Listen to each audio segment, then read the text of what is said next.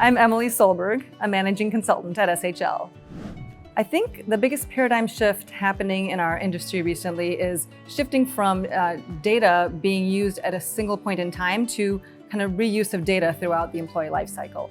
And so as an example, 20 years ago, or even 5 or 10 years ago, we would have a question asked maybe by an executive, and we would design a research study. We would gather data, we would analyze the data, answer the question, and then file it away.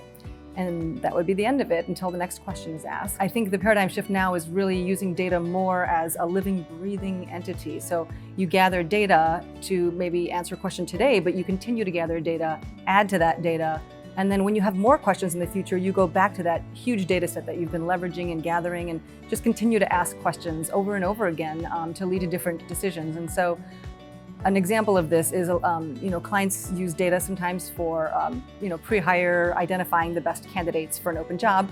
We can use that data obviously for hiring, but then that data can travel with the employee.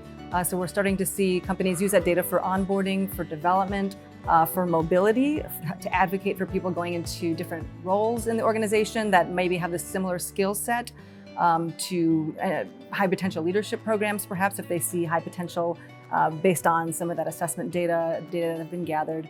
So there's just a lot of opportunity now to use data throughout the employee lifecycle over and over again, as opposed to kind of a point in time effort.